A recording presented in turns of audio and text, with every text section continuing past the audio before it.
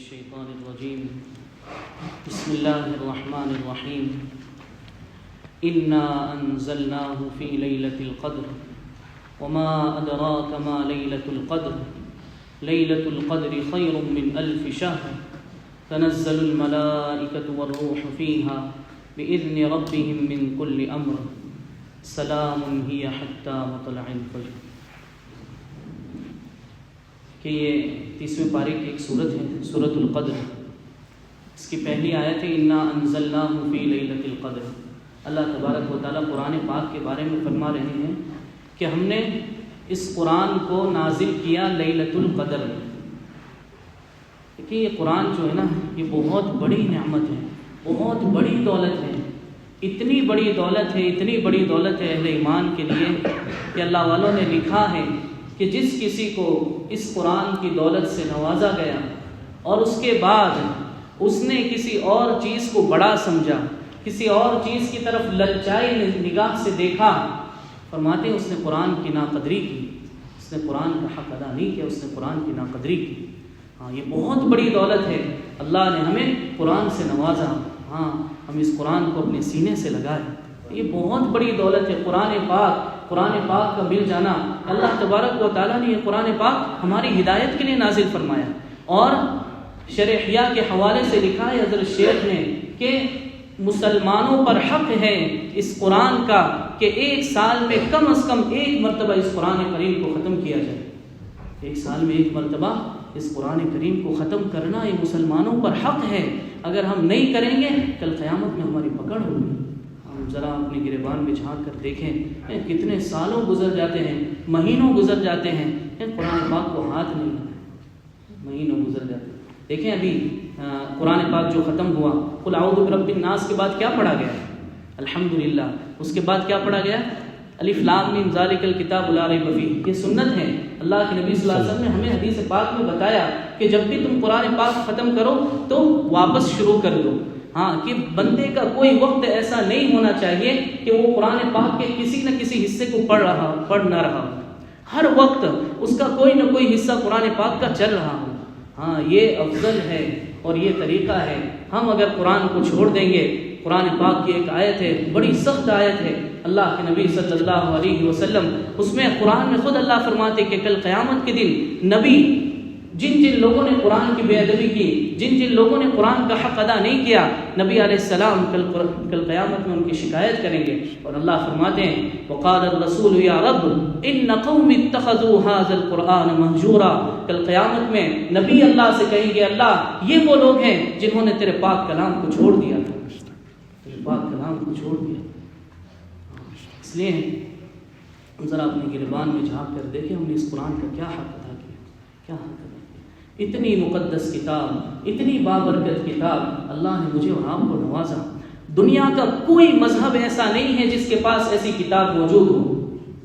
کوئی مذہب جب سے دنیا بنی ہے آج تک صرف اسلام ایک ایسا مذہب ہے جس کے پاس اللہ تعالیٰ نے یہ جو کتاب ہے قرآن پاک، یہ اللہ نے اسے نوازا. اور قیامت تک اللہ کا اعلان ہے انا نحن نزلنا الذکر وانا له لحافظون، کہ انسانوں ہم نے یہ قرآن کو تمہاری ہدایت کے لیے اتارا، ہم نے قرآن نازل کیا اور ہماری ذمہ داری ہے کہ ہم اس کی حفاظت کریں گے. اور اللہ نے اس کی حفاظت کی. کیسے حفاظت کی؟ ہم دیکھیں، ہم واقعات پڑھتے ہیں.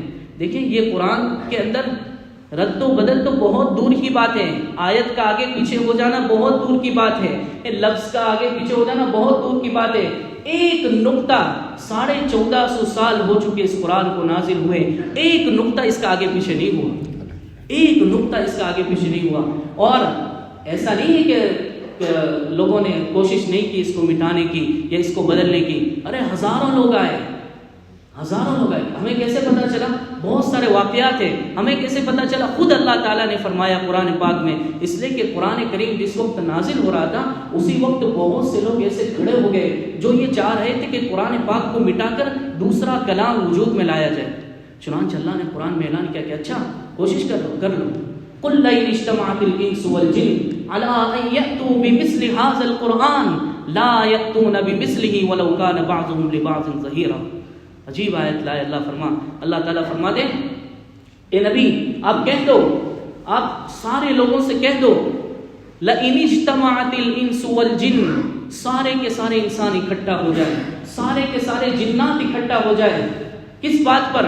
علی ان یأتوا بمثل ھذا القرآن، کہ اس قرآن کے جیسا کوئی اور کتاب، اس قرآن کی جیسی کوئی اور کتاب لے آئے۔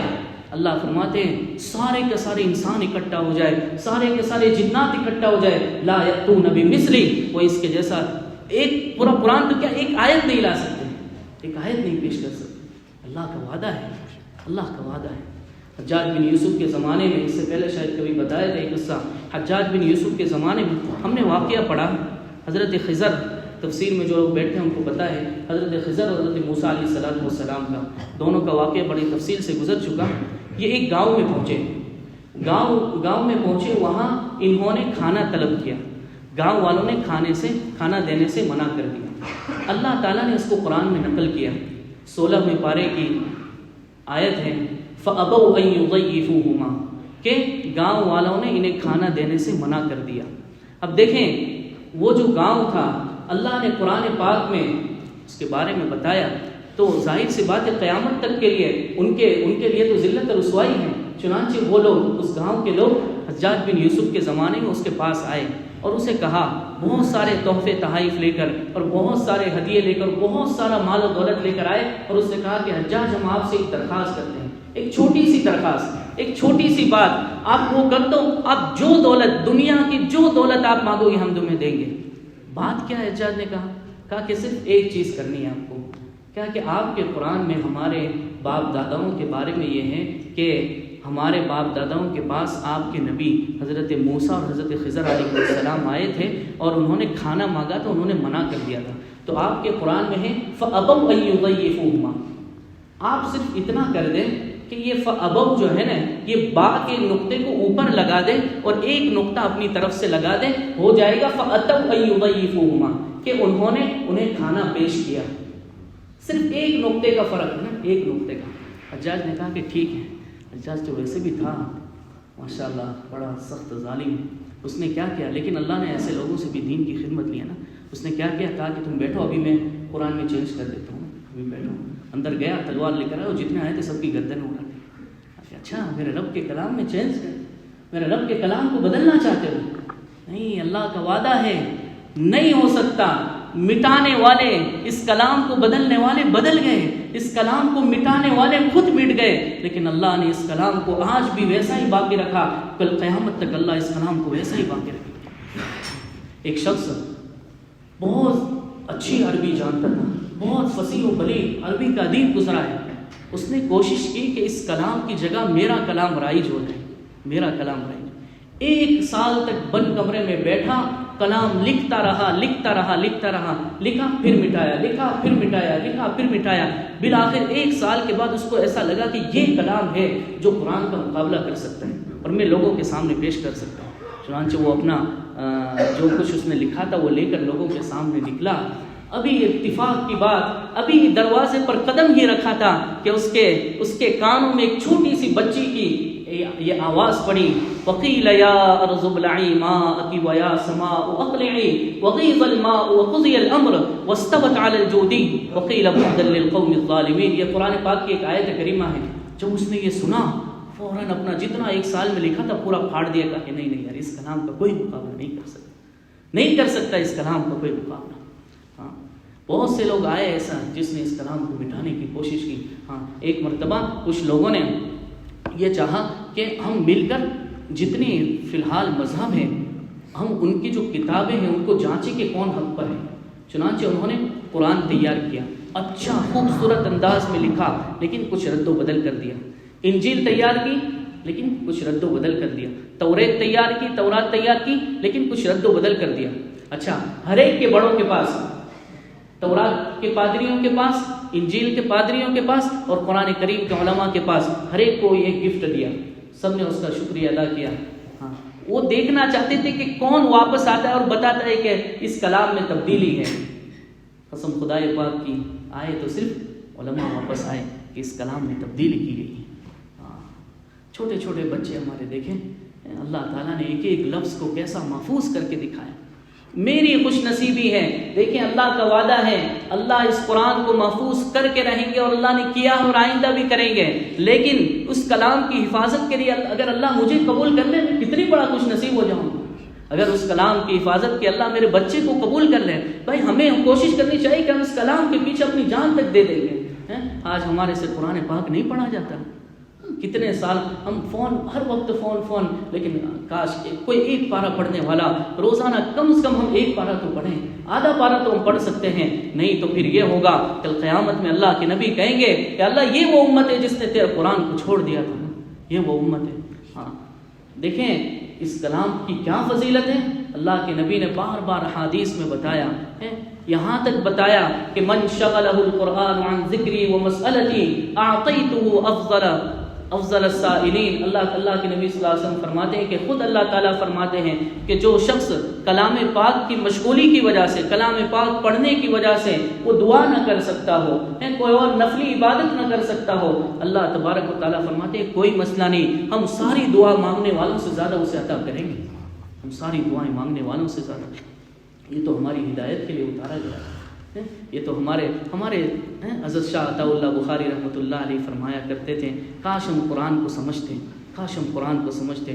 وہ بڑے عجیب و غریب انداز میں فرمایا کرتے تھے، ہندوستان میں رہتے تھے، وہ فرمایا کرتے تھے اے ہندوستان والوں، میں نے تمہیں اتنا قرآن سنایا، اتنا قرآن سنایا، اتنا قرآن سنایا، اگر کسی پہاڑ کو سناتا تو وہ پہاڑ لرز اٹھتا، اگر کسی پتھر کو سناتا تو وہ موم ہو جاتا، اگر کسی دریا کو سناتا تو دریا رک جاتا، لیکن تمہارے دل کیسے پتھر ہوتے ہیں۔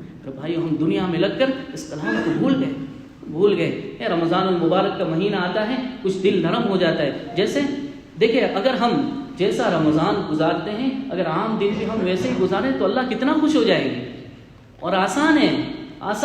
ہمارا مسئلہ ایسا ہے کہ رمضان میں عبادتوں کا غلبہ ہوتا ہے، وہ ویسا ہی ہے جیسے اگر دودھ کو یا پانی کو اگر گیس پر رکھ دیا جائے تو جیسے ابال آتا ہے، گرم ہو جاتا ہے، لیکن پھر جیسے ہی ہٹا دیا جائے ویسے ٹھنڈا ہو جاتا ہے۔ عبادتوں کا بھی مسئلہ ایسا ہی ہے، اگر ہم نے جب تک اس کو ہمارے جسموں کو مسجد کی گرم مسجد کے اندر رکھا تو یہ ایسا ہی مثال جیسے ہم نے گیس پر دودھ رکھا یا پانی رکھا تو اس وقت تک ہمارا دل گرم رہے گا، نرم رہے گا، لیکن جہاں مسجدوں کا ماحول چھٹا، دیکھیں نمازیں گھر پر بھی ادا ہو جائے گی، فرض ادا ہو جائے گا، لیکن مسجد کی جو فضیلت ہے، مسجد کی جو برکات ہے وہ ہمیں نصیب نہیں ہوگی۔ ہم رمضان میں آ سکتے، غیر رمضان میں کیوں نہیں آ سکتے؟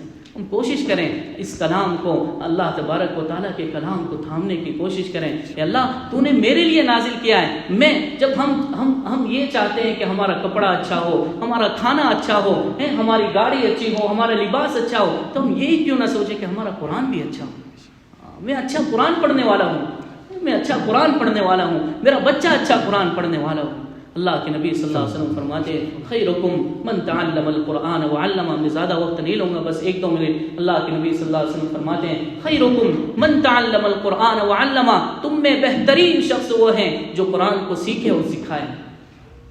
اگر میری عمر گزر چکی ہے، اگر میرے بال سفید ہو چکے ہیں، میں نہیں کر سکتا، میں آج نیت کروں کہ میں اپنے بیٹے کو حافظ قرآن بناؤں گا، میں اپنی اولاد کو پیش کروں گا، اس لیے کہ اللہ کا تو وعدہ ہے اللہ اس کلام کو محفوظ کر کے رہیں گے، لیکن اگر اس کے لیے میں قبول ہو جاؤں، میری نسلیں قبول ہو جائے، میری اولاد قبول ہو جائے، میری خوش قسمتی ہے۔ اس لیے میرے بھائیو آج ہم وعدہ کریں اللہ سے، آج ہم اللہ سے توفیق مانگے اور عہد کر کے اٹھے کہ انشاءاللہ روزانہ اٹھ کر صبح اٹھتے ہی ہم اس کلام پاک کو، ہمارا کوئی دن ایسا نہیں گزرے گا کہ ہم اس کلام پاک کو نہ چھوئے، ہم اس کلام پاک کو نہ پڑھیں۔ کچھ نہ کچھ حصہ بھی بتایا، سال میں 1 مرتبہ کلام پاک کا ختم کرنا یہ ہمارا حق ہے، ہم اس کو اپنے پلے باندھ لیں کہ ہم اس کلام پاک کی حفاظت کریں گے، ہم اس کلام پاک کے خود بھی حفاظت کریں گے، خود بھی پڑھیں گے اور اپنی اولاد کو بھی پڑھنے کی توفیق عطا، اولاد کو بھی پڑھانے کی کوشش کریں گے۔ بس انشاءاللہ اللہ تبارک و تعالیٰ سے دعا ہے اللہ ہمیں عمل کی توفیق عطا فرمائے۔ انشاءاللہ دعا کر لیتے ہیں، اللہ تعالیٰ ہو سکتا ہے آج شب قدر ہو، اللہ ہماری دعاؤں کو قبول کریں۔ لائٹ بند کر دیں انشاءاللہ۔